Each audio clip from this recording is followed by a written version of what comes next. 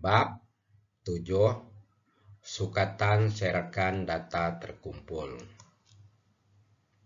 7.1 Serakan bagian 4. OGIF. OGIF ialah suatu graf yang memaparkan data menggunakan kekerapan longgokan yang dilukis dengan bentuk melengkung. Digunakan untuk menentukan kuartil dan persentil. Langkah-langkah membina OGIF.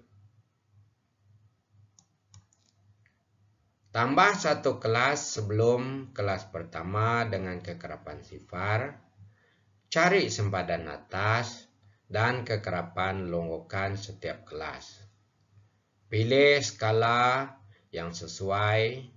Paksi mencancang untuk kekerapan longgokan dan paksi mengupuk sempadan atas. Plot kekerapan longgokan dengan sempadan atas yang sepadan. Dan akhirnya lukis lengkung licin melalui setiap titik tersebut. Daripada graf, bilangan data N dan kuartil Q. Kuartil 1 sama dengan N dibagi 4. Kuartil kedua N bagi 2. Dan kuartil ketiga 3N dibagi 4. Contoh. Jadwal kekerapan di bawah menunjukkan maklumat kandungan garam yang terdapat dalam 60 jenis makanan. Jadi perhatikan jadwal kekerapan ini.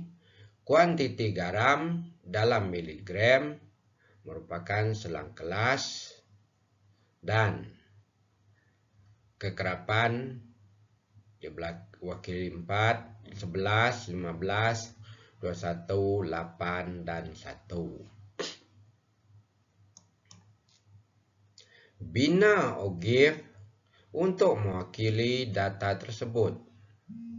B. Dengan menggunakan OGIF yang dibina, tentukan kuartil pertama, median yaitu kuartil kedua, dan kuartil yang ketiga.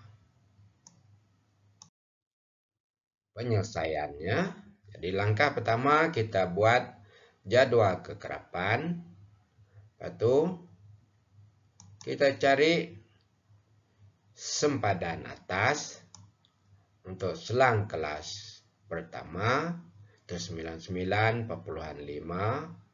dan sempadan atas yang seterusnya untuk selang kelas kedua, ketiga, dan yang seterusnya 399,5. Lepas itu kita cari kekerapan longgokan dengan menambah selang kelas pertama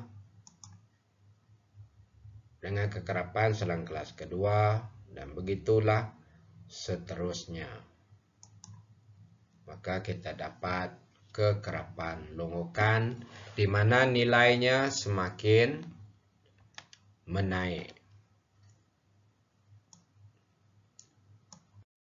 Lepas itu kita bina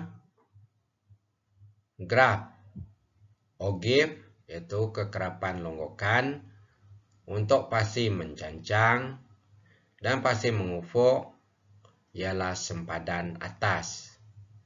Jadi daripada kekerapan longgokan kita tandakan nilai sifar 4, 15, 30, 51, 59 hingga ke 60. Jadi apabila ini telah siap, maka kita sambung setiap titik dengan garis melengkung. Jadi inilah bentuk OGIF daripada jadwal kekerapan yaitu kuantiti garam. Daripada graf, kita perhatikan untuk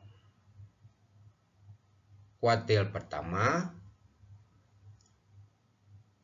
1/4 darab 60 sama dengan 15. Jadi daripada 15 kita cari di sempadan atas kuantiti garam yaitu 199,5. Untuk seterusnya kuartil kedua 1/2 di darab 60 sama dengan kekerapan longgokan 30. Nah, daripada situ kita cari nilai kuantiti garam. Jadi untuk kuartil kedua ialah 249,5 mg. Yaitu kuartil kedua ini sama nilainya dengan median. Dan seterusnya untuk kuartil ketiga 3/4 di darab 60. Itu sama dengan kekerapan longgokan 45. Jadi kita turun, maka kuantiti garam untuk kuartil ketiga ialah 284,5.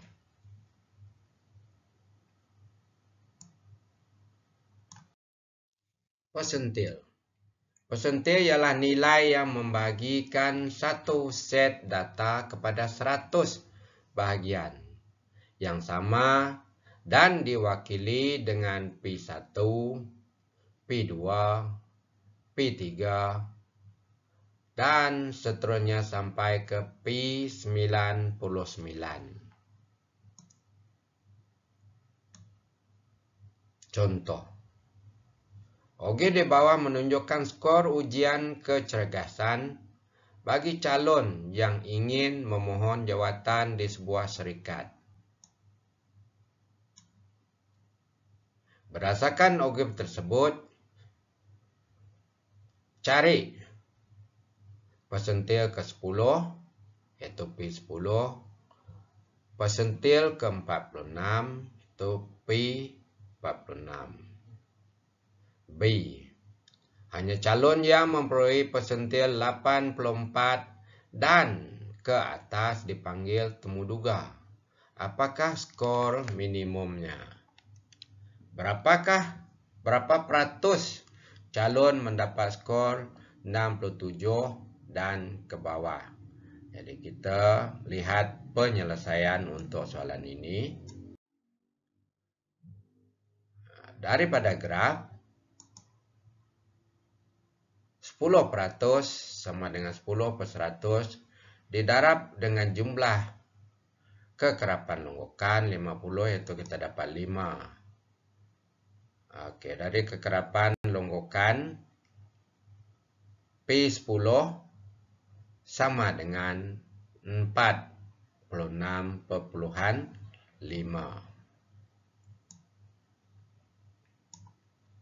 Kedua, 46% sama dengan 46 dibagi 100 darab 50, yaitu kekerapan longgokannya ialah 23. Dan daripada graf P46 sama dengan 63.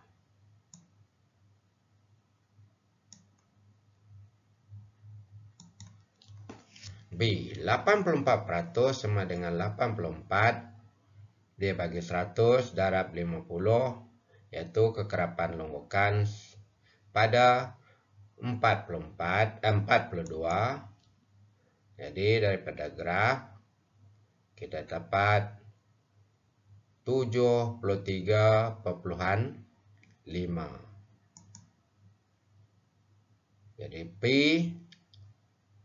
84 sama dengan 73,5 dan ke atas saja skor yang dipanggil untuk temuduga. Dan kita lihat C.